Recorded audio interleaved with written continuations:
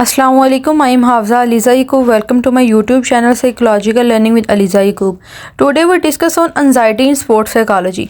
यानी एथलीट जब स्पोर्ट खेलते हैं तो उन्हें एंजाइटी का सामना करना पड़ता है, और जब एक एथलीट एंशियस हो जाता है तो फिर वो अच्छी तरह से कंसंट्रेट नहीं कर पाता अपनी प्ले पे, और वो अच्छी परफॉर्मेंस नहीं देता। आज हम इसे डिटेल में डिस्कस करेंगे। अब हम एंजाइटी इन स्पोर्ट्स साइकोलॉजी का इंट्रोडक्शन, हिस्ट्री और डेवलपमेंट डिस्कस करते हैं। Anxiety is a negative charge emotional state. ये एक नेगेटिव जो है वो इमोशनल स्टेट होती है जिसमें एक जो एथलीट है वो टेंशन में आ जाता है, उसका बिहेवियर चेंज हो जाता है, एक्सेसिव वरी, परेशान रहने लग जाता है, नर्वस होने लग जाता है, रेस्टलेसनेस आ जाती है उसकी लाइफ में। According to Cashmore 2002 the term anxiety refers to an unpleasant emotion. Anxiety जो है वो एक अनप्लेजेंट इमोशन है which is characterised by vague but persistent feeling of apprehension, जिसके अंदर परमानेंट फीलिंग होती है कि वो जो इंडिविजुअल है या जो एथलीट है जो एंजाइटी का सामना कर रहा है वो परेशान रहता है, वरी रहता है, नर्वस रहता है।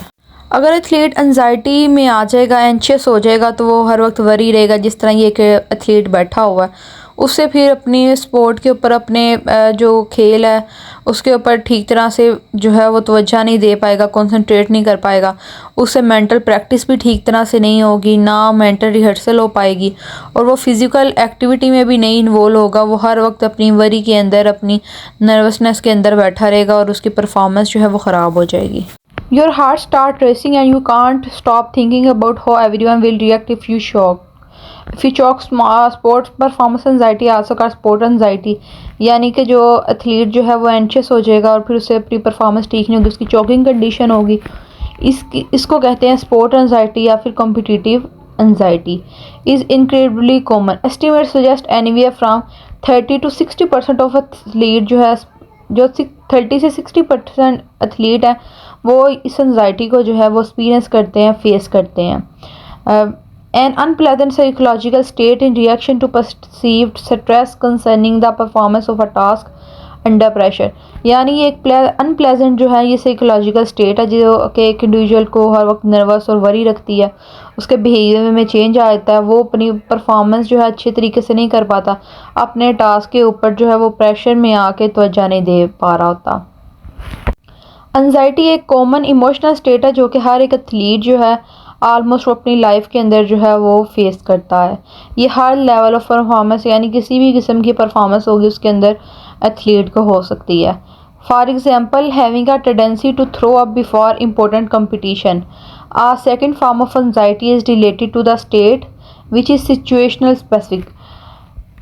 जो स्टेट एंजाइटी है उसमें क्या होता है कि वो एक स्पेसिफिक मोमेंट के लिए होती है, वो सिचुएशन के हिसाब से होती है। For example, a performer may feel anxious when free throwing is in basketball. जब उसने परफॉर्म करना है उस वक्त जो है वो उस सिचुएशन में वो एंशियस हो जाता है, उसको स्टेट एंजाइटी कहते हैं। Causes of anxiety in sport. Sport के अंदर जो एंजाइटी है इसकी रीजंस क्या हैं, काजेज क्या हैं। कि अगर एक एथलीट के ऊपर बहुत ज़्यादा प्रेशर आ जाता है वो उसको एंजाइटी की तरफ लेके जाता है। और अगर एक एथलीट जो है वो ओनली रिजल्ट के ऊपर फोकस करे, उतनी मेहनत ना करे, तवज्जो ना दे, फियर ऑफ फेलिंग, उसे फेल होने का फियर हो कि मैं इस अपनी जो वो प्ले कर रहा है उसके अंदर वो सक्सेस नहीं हो सकता, वो फेल होगा, इस फियर से वो एंशियस हो जाता है, उसके अंदर एंजाइटी आ जाती है। अगर किसी ने ट्रेनिंग अच्छी नहीं ली हुई, पुअर ट्रेनिंग की वजह से एंजाइटी हो जाती है। Lack of rest and adequate nutrition. अगर कोई किसी को प्रॉपर रेस्ट नहीं मिल रहा, उसकी न्यूट्रिशन नहीं है कंप्लीट, तो वो भी जो है वो एंशियस हो सकता है। Fear of not performing to expectation. अगर उसे ये फियर हो कि मेरे से जो मेरे पीयर ग्रुप है, मेरे जो पेरेंट्स हैं, कोच है, जो उसने जो एक्सपेक्टेशन लगाई हुई है, अगर मैं उसके ऊपर पूरा ना उतरा, इस खौफ की वजह से भी उसको एंजाइटी का सामना करना पड़ता है। और जब वो एंशियस हो जाता है तो फिर वो अपने जो गोल है उसके ऊपर ठीक तरह से कंसंट्रेट नहीं कर पाता, मेंटल प्रैक्टिस नहीं हो पाती, और फिर वो अच्छा परफॉर्म नहीं कर पाता। Effects of anxiety in sport. Anxiety की वजह से स्पोर्ट के ऊपर क्या असरात आते हैं, क्या इफ़ेक्ट आते हैं। When feeling overwhelming fear the athlete may be unable to move, talk और एक्ट एट ऑल। जो एक एथलीट होता है एंशियस जब वो हो जाता है तो उससे हिला नहीं जाता, कोई बात नहीं की जाती, वो कोई एक्ट नहीं परफॉर्म कर पाता। Pre competitive anxiety also develop as an inability to concentrate before an upcoming event और कंपटीशन। यानी कि जो इंडिविजुअल को एंजाइटी का सामना करना पड़ता है वो अपने वर्क के ऊपर कंसंट्रेट नहीं कर पाता, उसके अंदर जो कंपटीशन की कैपेसिटी है वो कम हो जाती है। एंशियस होकर एथलीट जो है वो अपने टास्क पर कंसंट्रेट नहीं कर पाता और जो फुल अटेंशन नहीं दे पाता, इसलिए उसकी परफॉर्मेंस जो है वो अच्छी नहीं होती। The ability to cope pressure on a big day of competitiveness action is widely regarded as a key determinant हो सकता है इन स्पोर्ट। यानी कि जो बिग डे है, अगर उसके अंदर एक एथलीट है, उसने उसके लिए वो एक बिग डे है और उसने compete करना है, लेकिन वो एंशियस होगा तो उससे अच्छी तरह से परफॉर्म नहीं हो पाएगा। लेकिन अगर वो एंजाइटी के साथ कोप अप कर लेता है तो फिर वो अच्छा compete कर लेगा। एट एन एंटीसोडल लेवल में top athlete experience anxiety before they compete major athletic tournament, यानी कि मेजर टूर्नामेंट को परफॉर्म करने से पहले जो है ना, ज़्यादातर जो एथलीट है उन्हें इस एंजाइटी का सामना करना पड़ता है। वो एंशियस हो जाते हैं, वरी में और नर्वस हो जाते हैं, जिसकी वजह से फिर वो अच्छा परफॉर्म नहीं कर पाते। द स्पोर्ट्स एंजाइटी साइकिल, के एंजाइटी का जो साइकिल है वो किस तरह चलता है। सबसे पहले एक इंडिविजुअल जो है उसका बिलीफ बनता है। बिलीफ जब उसका बन जाता फिर वो कि मैंने हार जाना, मैंने अच्छी परफॉर्म नहीं करना, मेरे से अच्छा परफॉर्म नहीं होगा, फिर वो नर्वस फील करता है। फिर उसकी नर्वसनेस जो होती है वो इंक्रीज़ हो जाती है और फिर वो चोकिंग अंडर प्रेशर आ जाता है, यानी वो प्रेशर फील करता है, फिर वो अच्छा परफॉर्म नहीं कर पाता। की एलिमेंट्स ऑफ एंजाइटी, एंजाइटी के 3 जो हैं वो की एलिमेंट्स हैं, जिसमें आ जाता है कोग्निटिव, किस तरह जो उसकी कोग्निशन है उसके ऊपर एंजाइटी इफ़ेक्ट करती है। सोमैटिक, किस तरह फिजियोलॉजी के ऊपर इफ़ेक्ट करती है एंजाइटी। और थर्ड है बिहेवियर, किस तरह उसका बिहेवियर जो है उसके ऊपर इफ़ेक्ट करती है। कोग्निटिव के अंदर आ जाएगा कि थिंकिंग प्रोसेस जो है वो ख़राब हो जाता है, वो नर्वस की वजह से, वरीड की वजह से फ्यूचर सिचुएशन के अंदर वो कोप अप करने की कोई मेंटल स्ट्रैटेजी नहीं बना पाता। नेगेटिव एक्सपेक्टेशन आ जाती हैं और फियर हो जाता है परफॉर्मेंस का कि मैंने परफॉर्म किया तो मैंने फेल हो जाना। सोमैटिक जो कि फिजियोलॉजी से रिलेटेड है, उसमें क्या होता है कि अनप्लेजेंट फीलिंग आ जाती है इनसाइड, इंटरनल से अनप्लेजेंट फीलिंग आती है, यानी कि थॉट जो होते हैं और बिलीफ जो होते हैं उसके अंदर आ जाता है कि मेरे से अच्छा परफॉर्म नहीं होगा, मैं फ़ेल हो जाऊंगा। नर्वसनेस आ जाती है, वरी होता है इंडिविजुअल, टेंशन आ जाती है, ऑटोमेटिक अराउजल होने लग जाते हैं, जिसमें शॉर्टनेस ऑफ ब्रीथ हो जाती है, क्लैमी हैंड्स हो जाती हैं, यानी कि स्वेटिंग होना शुरू हो जाती है। बिहेवियर में जो एक एथलीट वो एंशियस होता है तो उसके फेशियल एक्सप्रेशन जो होते हैं वो टेंस हो जाते हैं, इमोशनल फीलिंग जो है उसकी वो डिस्टर्ब हो जाती है और उसका ऑब्जर्वेबल बिहेवियर जो होता है वो ख़राब हो जाता है। टाइप्स ऑफ एंजाइटी, एंजाइटी की 2 टाइप्स हैं, जिसमें आता है स्टेट एंजाइटी और ट्रेट एंजाइटी। स्टेट एंजाइटी ये होता है कि एक सिचुएशन है जिसके अंदर एथलीट को किसी सिचुएशन का सामना करना पड़ा और वो एंशियस हो जाए। और जो ट्रेट एंजाइटी वो ये होती है कि एक इंडिविजुअल जो है वो उसकी थिंकिंग, फीलिंग, बिहेवियर जो है वो ऑल ओवर उसको सोच के जो है ख़राब हो जाए। स्टेट एंजाइटी जो है उसमें क्या है, इंड्यूस्ड बाय अ सिचुएशन की वजह से है। और trait anxiety occurs on a daily basis, कि डेली बेस के ऊपर जो है वो एंजाइटी होनी है कि मेरे से ठीक तरह से परफॉर्म नहीं होगा, मैं अच्छा परफॉर्म कर पाऊँगा या नहीं कर पाऊँगा। Arousal theory of anxiety, the arousal theory of motivation states that people are motivated to seek out activities or situation that maintain or increase their level of arousal। यानी एक जो इंडिविजुअल है उसको जब मोटिवेट किया जाता है कि अच्छा परफॉर्म करे, उसको एंशियस से निकाला जाता है कि तुम कर सकते हो, उसको मोटिवेट करते हैं तो उसके अंदर जो है लेवल ऑफ अराउजल राइज हो जाता है। Arousal can be thought of as a continuum, with low level of arousal being associated with boredom and high level of arousal being associated with anxiety। यानी कि अराउजल की अब 2 types हैं, यानी एक इंडिविजुअल जब एंशियस हो रहा है उसको अराउज किया जाता है, मोटिवेट किया जाता है, तो जब वो हाई लेवल पे अराउज हो जाता है तो वो एंशियस हो जाता है कि मैंने अब अच्छा परफॉर्म करना है, इसके अंदर वो एंजाइटी में चला जाता है। और अगर वो उसकी अराउजल जो है वो लो होती है तो उसके साथ वो जो है वो स्लगिश हो जाता है, कुछ भी परफॉर्म नहीं करता। ये एक तरफ जो है वो परफॉर्मेंस की क्वालिटी देखी जा रही है और हॉरिजेंटल जो है वो अराउजल लेवल देखा जा रहा है कि जब वो नीचे लो है तो एक तरफ ऑप्टिमल लेवल जो है अराउजल का वो है, अगर वो हाई की तरफ जाता है तो वो एंजाइटी हो जाती है, और अगर वो लो की तरफ जाता है तो वो बोर्डम और अपैथी हो जाती है। एथलीट को स्पोर्ट्स खेलते हुए जो एंजाइटी का सामना करना पड़ता है उसमें अब जो डिफरेंट थेरीज़ और मॉडल्स इंट्रोड्यूस करवाए हैं डिफरेंट साइकोलॉजिस्ट ने, डिफरेंट स्पोर्ट्स साइकोलॉजिस्ट ने, अब हम उन्हें डिस्कस करते हैं। ड्राइव थेरी जो है वो एक इंडिविजुअल के अंदर एक ड्राइव है, एक नीड पैदा हो रही है तो वो फिर उसको जो है वो फुलफ़िल करने की कोशिश करता है, उसके लिए वो स्ट्राइव करता है। ऐसे ही अगर एक स्पोर्ट्स साइकोलॉजिस्ट है उसके अंदर एक ड्राइव पैदा हुई है अगर कि मैंने अच्छा परफॉर्म करना है तो वह नॉर्मल अराउजल के साथ जाके अच्छा परफॉर्म करता है, क्योंकि उसको पता कि अगर ओवर अराउजल हो जाएगा तो फिर भी क्वालिटी ऑफ लाइफ जो है वो डिस्टर्ब हो जाएगी, परफॉर्मेंस जो है वो ख़राब हो जाएगी। जब अराउज़ल जो है वो हाई होता है तो इसी तरह परफॉर्मेंस जो है वो भी रेगुलर होती है और हाई परफॉर्मेंस होती है। और अगर किसी के अंदर अराउज़ल जो है वो लो होगा, उसके अंदर अराउज़ल नहीं है, तो परफॉर्मेंस जो है वो नल हो जाएगी, वो ज़ीरो होगी और बहुत कम होगी, अच्छे तरीके से परफॉर्म नहीं कर पाएगा एथलीट। कैटास्ट्रोफ थ्योरी जो है इसमें कि एंजाइटी जो है वो एक्ट एज अ कोग्निशन को इसमें देखा जाता है कि कोग्निटिव लेवल के ऊपर एंजाइटी जो है वो हाई हो रही है, लो हो रही है, या दोनों स्टीम्स के दरमियान में, या कहाँ पे जो है वो रिलाई कर रही है। उसमें ये देखा गया कि जिनके अंदर लो कोग्निटिव एंजाइटी होती है वो एथलीट जो है अपनी परफॉर्मेंस को लेके परेशान नहीं होते, क्योंकि वो फिर स्लगिश हो जाते हैं और एंड पे ड्रॉप आउट या विथड्रॉल कर देते हैं। लेकिन जिनके अंदर हाई कोग्निटिव एंजाइटी होती है वो जो है प्रैक्टिस करते हैं, मेंटल प्रैक्टिस और फिजिकल प्रैक्टिस करते हैं और अपनी परफॉर्मेंस के अंदर चेंजिंग लेके आते हैं। जैसा कि इस ग्राफ से पता चल रहा है कि जब वो अराउज़ल हाई हो रहा है तो परफॉर्मेंस जो है वो भी ऑप्टिमल अराउज़ल की तरफ जा रही है, और जैसे ही स्ट्रीम से डिक्लाइन की तरफ अराउज़ल हुआ तो परफॉर्मेंस जो है वो भी लो हो गई है।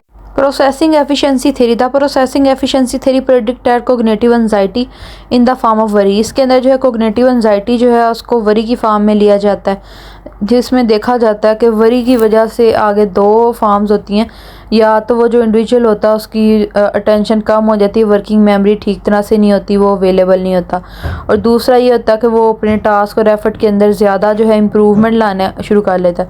अब वरी की ये दो फॉर्म हैं, या उसने परेशान होकर कुछ भी नहीं करना और बैठ जाना एथलीट ने, और दूसरी सूरत में उसने जो है वो परेशान है तो उसने प्रैक्टिस करके अच्छा परफॉर्म करना। वरी जो है वो एक एथलीट की कोग्निशन और मोटिवेशन दोनों के ऊपर इफेक्ट करती है। यानी अगर एक एथलीट जो है वो वरी है तो उसको मोटिवेट किया जा सकता है ताकि वो परेशान ना हो, वो नर्वस ना हो, वो अच्छा परफॉर्म करे।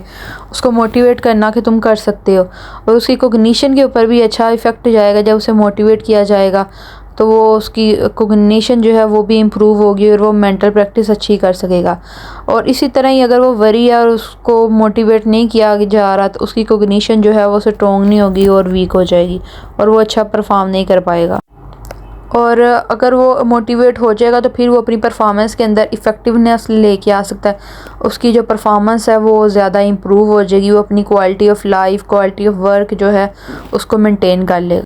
जिस तरह कोग्निटिव एंजाइटी हाई होती है अराउज़ल के साथ ही और इंडिविजुअल अच्छा परफॉर्म करता है, और जैसे ही फिर वरी आती है और वो कोग्निटिव एंजाइटी उसकी लो हो रही है, उसकी जो परफॉर्मेंस है वो भी लो हो जाती है। कॉन्शियस प्रोसेसिंग ऑफ री इन्वेस्टमेंट हाइपोथेसिस। इसके अंदर ये कहा जा रहा है कि हर एक जो इंडिविजुअल है, हर एक जो एथलीट है वो यूनिक है, वो डिफरेंट है। हर एथलीट्स के दरमियान में भी इंडिविजुअल डिफरेंस है कि कितना वो कॉन्शियस के अंदर रहते हुए जो सिचुएशन है उसके ऊपर कंट्रोल कर सकते हैं।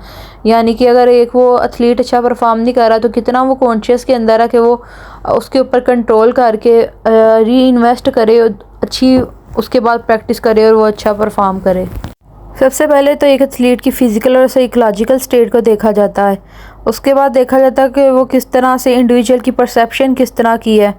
उसके बाद अगर वो स्ट्रेस ले रहा है, उसके अंदर कोई अराउज़ल आ रहा है और बिहेवियरल चेंजिंग आ रही हैं, और उसके बाद जो है वो दोबारा से अपनी फर्स्ट स्टेज की तरफ चला जाता है। अगर किसी एथलीट को स्ट्रेस का सामना करना पा रहा है, वो एंशियस है, तो उसके लिए कोपिंग साइकिल ये कि अगर उसे स्ट्रेस हो रही है, फिर वो डिस्कम्फर्ट हो गया है, उसके बाद अगर नेगेटिव इफेक्ट आए तो नेगेटिव कोपिंग स्ट्रेटजीज़ की तरफ वो चला जाता है और फिर वो अच्छा परफॉर्म नहीं कर सकता, और एंड पे वो जो गेम है उससे विदड्रॉल हो जाता है या फिर लेफ़्ट आउट कर जाता है।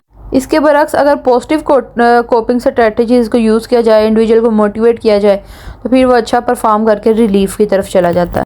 एंजाइटी इन स्पोर्ट्स साइकोलॉजी के कुछ मेथड्स और मैयर है, अब हम उन्हें डिस्कस करते हैं। फिजियोलॉजिकल मैयर्स के अंदर क्या आता है कि गैल्वेनिक स्किन रिस्पॉन्स, इसके अंदर जो एक इंडिविजुअल है जब वो एंशियस हो जाता है, उसको स्ट्रेस का सामना करना पड़ता है, उससे अच्छी तरह से परफॉर्मेंस नहीं हो रही होती, तो उसको स्वेटिंग होने लग जाती है, उसका हार्ट रेट ज़्यादा हो जाता है, स्वेटी पाम हो जाती हैं, टेंस मसल्स हो जाते हैं, उसका जो ब्लड प्रेशर है वो हाई हो जाता है।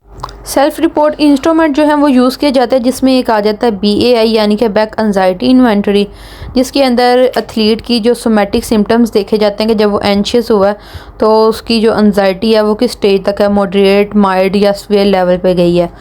इसके अलावा जो है ये बैक एंजाइटी इन्वेंटरी ये 21 सेल्फ रिपोर्ट आइटम पे मुश्तमिल है। इसके ज़रिए एथलीट की फ़िज़िकल और कोग्निटिव एंजाइटी को चेक किया जाता है।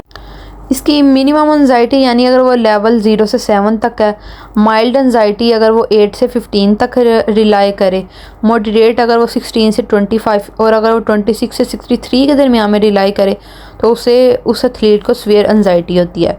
जनरलाइज एंजाइटी स्केल यूज़ किया जाता है जिसकी 7 आइटम्स हैं। उसके ज़रिए भी इंडिविजुअल जो है उसकी एंजाइटी को चेक किया जाता है।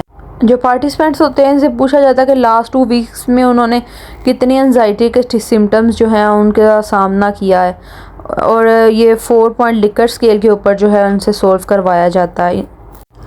Self report is any method which involve asking a participant about their, यानी सेल्फ रिपोर्ट क्या होती है, इससे जो पार्टिसिपेंट्स होते हैं, जो एथलीट हैं, जो स्पोर्ट के अंदर, जो प्ले के अंदर पार्टिसिपेट कर रहे हैं, उनसे पूछा जाता है कि उनकी फीलिंग क्या है, एटीट्यूड क्या है, उनके बिलीव क्या है, उन्हें क्या लगता है कि वो विन करेंगे या फेल हो जाएंगे। एग्जाम्पल ऑफ सेल्फ रिपोर्ट, ये डिफरेंट सेल्फ रिपोर्ट जो है ये क्वेश्चनियर के ज़रिए या इंटरव्यू के ज़रिए जो है ये रिकॉर्ड की जाती है।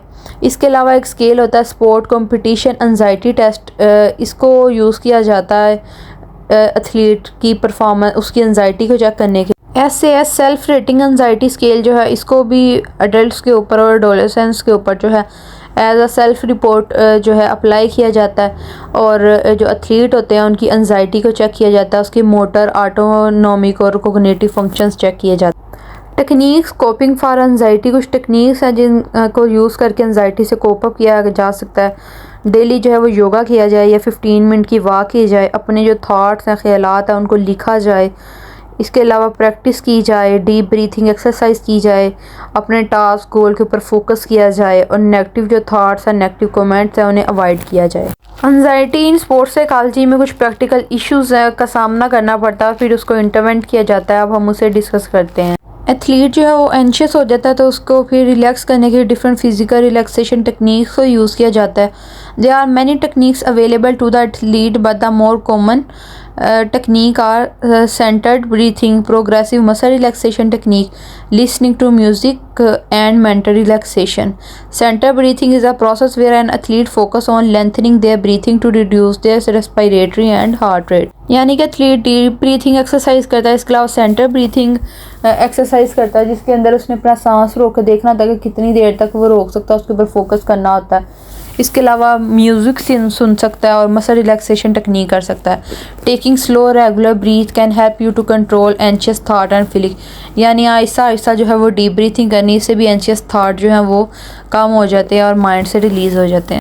अपनी ब्रीथिंग को कंट्रोल करना है। एक हैंड जो है उसको चेस्ट पे रखना है, दूसरे को स्टोमक पे रखना है, और you want your stomach to move more than your chest as you breathe, और इनको मूव करना है और स्लोली जो है वो ब्रीथ करना है। इस तरह ये डिफरेंट फिजिकल रिलैक्सेशन टेक्निक्स जो हैं ये यूज़ की जाती हैं ताकि एथलीट इन्हें यूज़ करे और जो उसकी एंशियस फीलिंग है उससे वो बाहर निकले और अच्छी तरीके से जो है वो अपनी परफॉर्मेंस कर सके। 30 मिनट जो है डेली की वॉक की जाए, एक्सरसाइज की जाए, माइंडफुलनेस और मेडिटेशन की जाए, progressive muscle relaxation technique use की जाए, विजुअलाइजेशन यानी कि मेंटल इमेजरी की जाए कि एथलीट मेंटल इमेजरी करे कि मैं अच्छा परफॉर्म कर रहा हूँ, डीप ब्रीथ एक्सरसाइज करे, इसके अलावा योगा करे। इस तरह जो है वो उसकी टेंशन जो है, जो स्ट्रेस है वो रिड्यूस होता है और उसकी परफॉर्मेंस जो है वो इम्प्रूव होती है। सिमुलेशन ट्रेनिंग जो है इसके अंदर एक जो एथलीट है उसे ट्रेन किया जाता है। ये एक टूल होता है, इसके ज़रिए जो है ये जो ट्रेनर्स होते हैं एथलीट है उन्हें स्किल के हवाले से जो है वो ट्रेन किया जाता है, उन्हें टीच किया जाता है और उनको दिखाया जाता है कि इस तरह जो है वो रियल लाइफ के अंदर अच्छा परफॉर्म करें।